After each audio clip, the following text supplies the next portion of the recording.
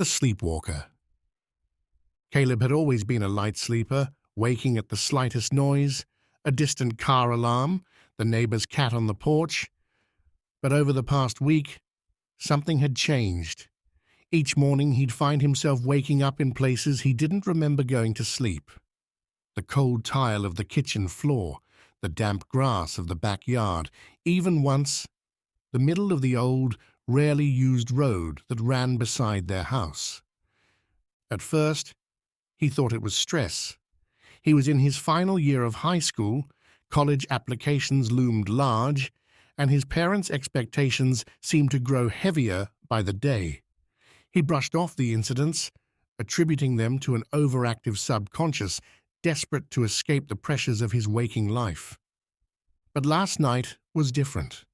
He awoke standing in the heart of the forest that edged their small town, shivering not from the chill in the air, but from the bone-deep fear that had enveloped him.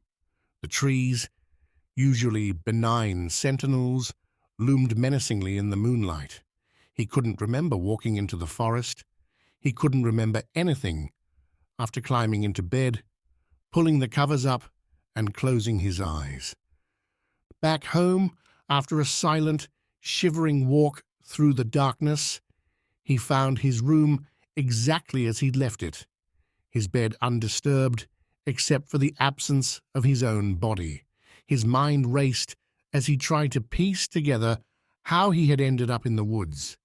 It was then he noticed the small, muddy footprints on the floor, not his own, leading from his window to the bed and stopping abruptly. In the daylight, he decided to investigate the forest. Perhaps walking the same path by day would jog his memory, explain the nighttime treks. As he wandered deeper into the woods, a sense of unease grew.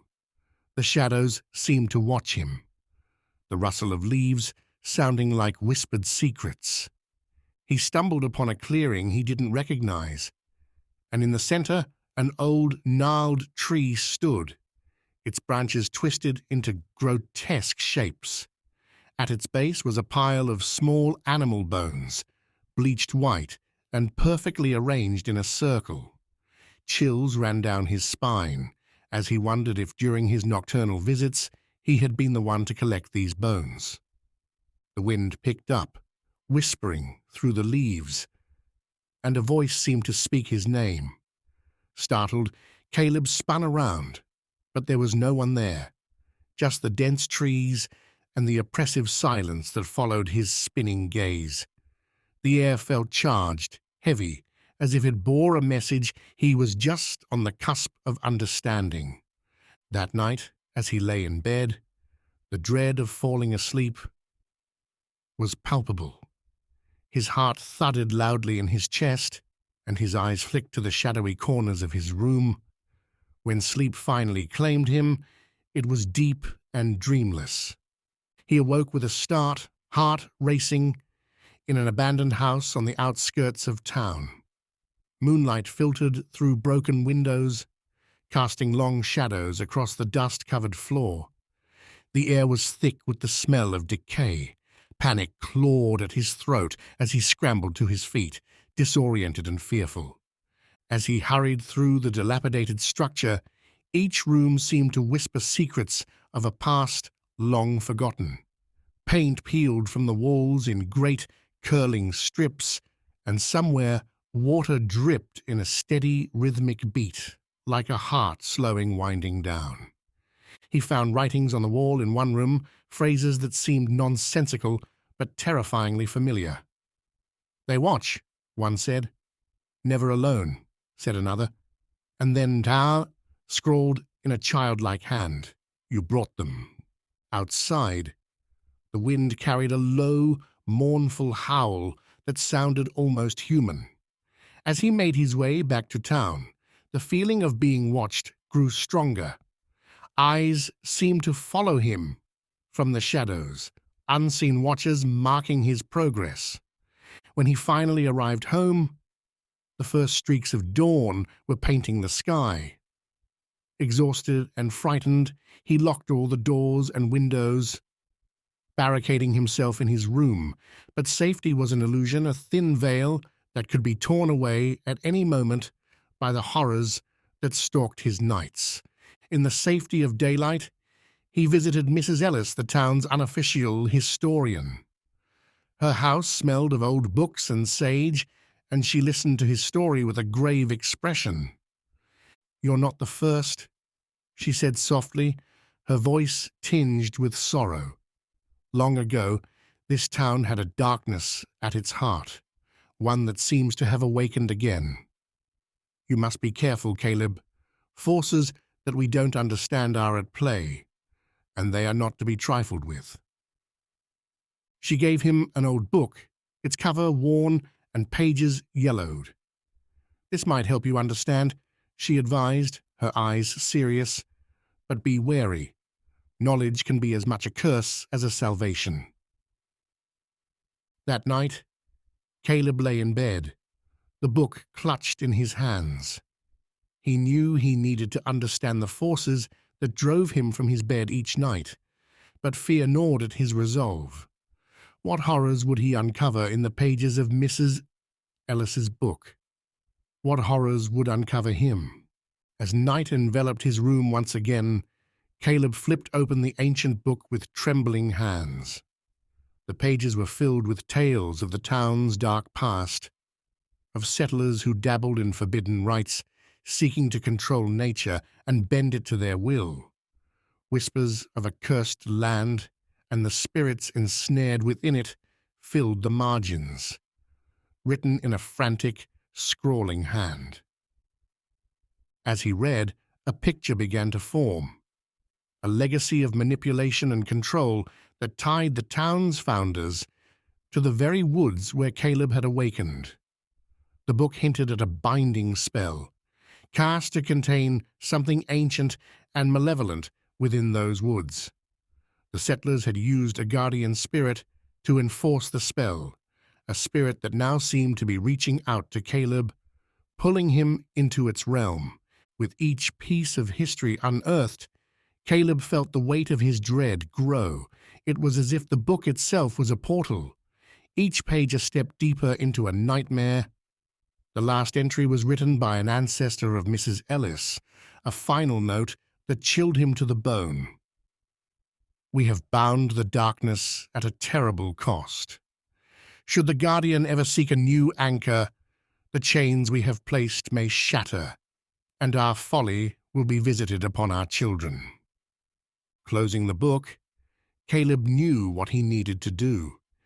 He had to find the heart of the Guardian's power in the forest and confront it, whatever it may be.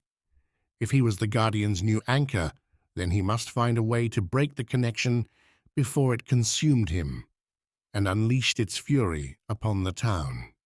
He prepared himself as night fell, arming himself with an old silver cross that Mrs. Ellis insisted he take.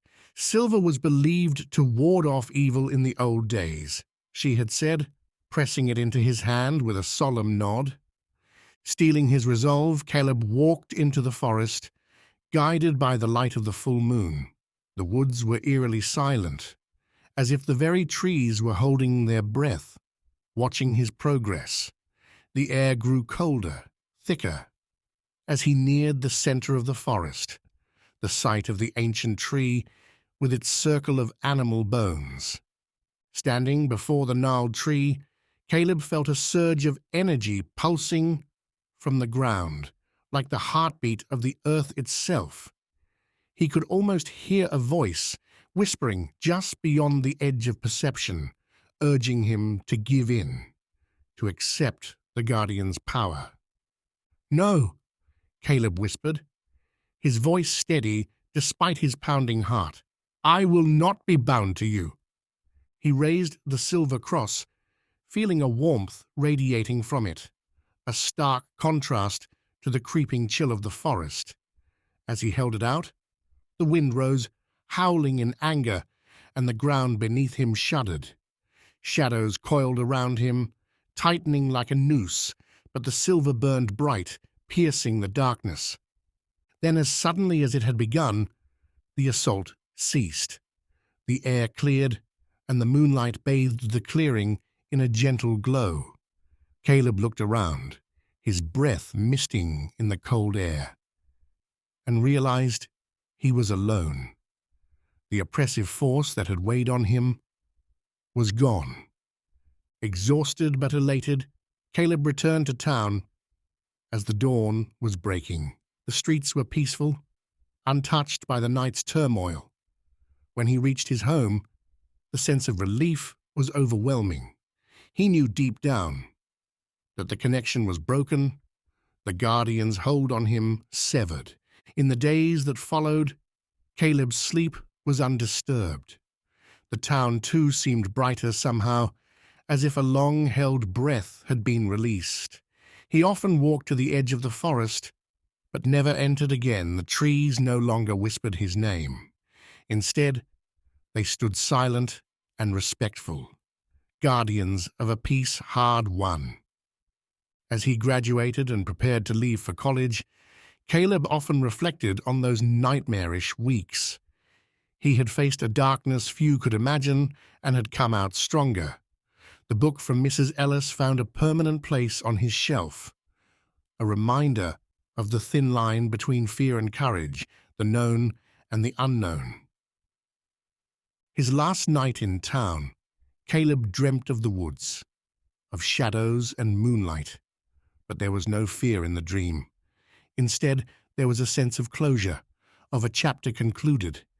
He knew he would carry the scars of his ordeal forever, but rather than a burden, they were a testament to his strength, a strength he would carry into the unknown future, ready for whatever challenges it might bring. If you enjoyed this chilling story, let us know by smashing that like button. We upload new spine-tingling tales every week, so subscribe to our channel and hit that notification button so you never miss an episode. Let us know your thoughts in the comments. Your feedback shapes our future uploads. Stay spooky, and we'll see you in the next video.